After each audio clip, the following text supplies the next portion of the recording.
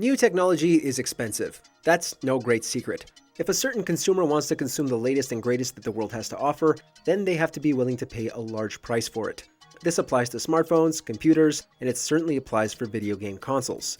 Most people can weather a console purchase, even if it is on the pricier side. But there's a limit.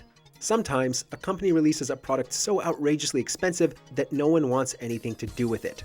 And then, it inevitably fails. Welcome to MojoPlays, and today we'll be talking about the most expensive video game console of all time, the infamous Philips CDi. Before we get into the deep dive, once you're done watching, head on over to Watch Mojo to see our full top 10 list on this topic. Compact Disc Interactive, a new world standard in multimedia home entertainment from Philips Electronics. Before we begin, we publish new content all week long, so be sure to subscribe and ring the bell to get notified about our latest videos. The CDi was never meant to be a video game console, at least not exclusively. The console was meant to showcase the new form of CDi media, which contained up to 744 megabytes of digital data. The hope was to use the device as a nexus for home entertainment, complete with things like interactive encyclopedias, museum tours, and educational entertainment. It was like the Xbox One pretending to be everything at once at that disastrous press conference, only with an even smaller emphasis on video games. At $499 in the US and 499 euros in European markets. The console even contained some primitive internet features like email and online shopping, and it included some business software for those looking to use the CDi for more professional purposes. This thing was the real deal, the device to blend everything together into one cohesive and convenient whole. However, internet services were only accessed through a separate sold add-on package, complete with a 14.4K modem and the so-called CD online disc, or Web-I in the United States. It was sold for an extra $150.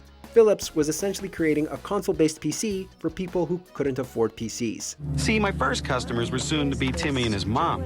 Seemed that loading a game on Dad's new CD-ROM computer was more than they bargained for. Don't touch anything, okay? Hype was initially quite high, as this was an exciting piece of new technology that was introducing something even better than the still-fresh CD.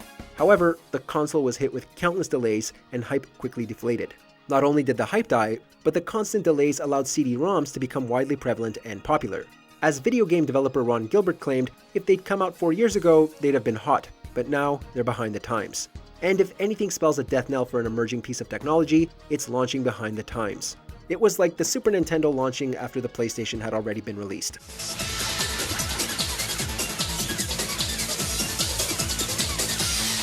Exacerbating the problem was the console's exorbitant price.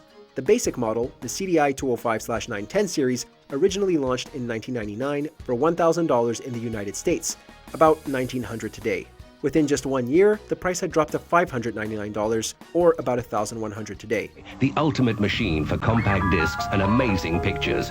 Philips invents for you. Significantly cheaper, but still far more than the average citizen was willing to pay for a crappy PC, and certainly more than they were willing to pay for a game console. To use the device's revolutionary full-motion video capabilities, users also needed to purchase an additional add-on at a cost of $200, inflating the price to an even more ridiculous degree. Call the number on your screen now for a free brochure and for the location of your nearest CDi retailer. When it finally released in 1991, no one seemed to care. The technology was boring, it was being bested by other consoles, and above all, it was just way too pricey for the average person. It can serve as a lesson for countless delays. Delay too much, and you risk being overtaken and overshadowed. A $265 software value included at no additional charge when you buy now. Even after a few years on the market, the CDi was still receiving a mixed reception from mainstream media outlets. It was being negatively compared to both PCs and the Apple Macintosh, not to mention better video game consoles like the Sega Genesis and PlayStation, which itself was utilizing CD-ROMs. No one wanted it as a cheap PC, and no one wanted it as an expensive video game console. A new world of home entertainment is here. CDi, digital video. Realizing that they were in trouble and that the multimedia aspect was a bust, Philips revised the console and released the 400 series, a slimmed-down, cheaper version aimed primarily at video games. But there were still a few problems. The console was still quite pricey in relation to its competitors, and the games ranged from, yeah, maybe I'll check it out later, to throw this trash heap in the dumpster and set it on fire, and then laugh as it burns.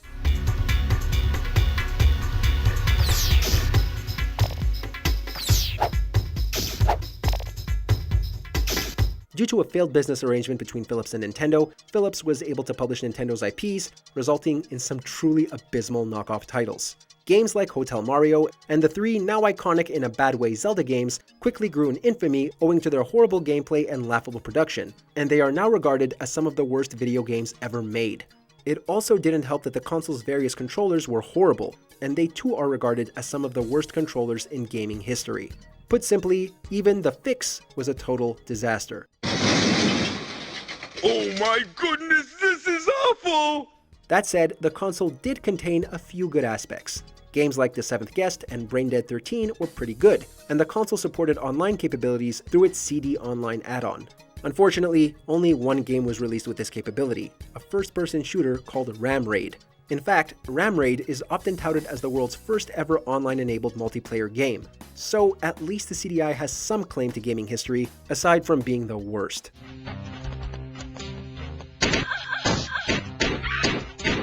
Despite these small victories, the CDi simply couldn't compete in the rapidly expanding and growing gaming market. The console was essentially dead by 1995, as Philips had discontinued marketing and promotion. They even ignored its existence at that year's E3, which signaled to everyone that they had given up. It was officially discontinued in 1996, with official sales estimates placed between 400,000 and 570,000 units. The SNES was probably selling that in a month.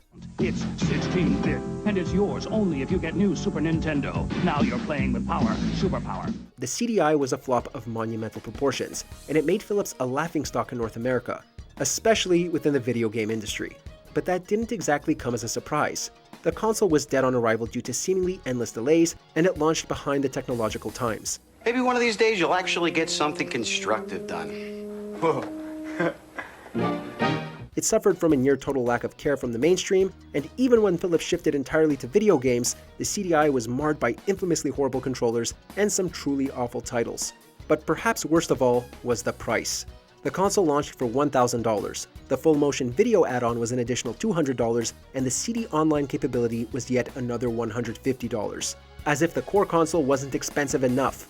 In the end, consumers were paying the modern equivalent of more than $2,000 for a mediocre pile of junk.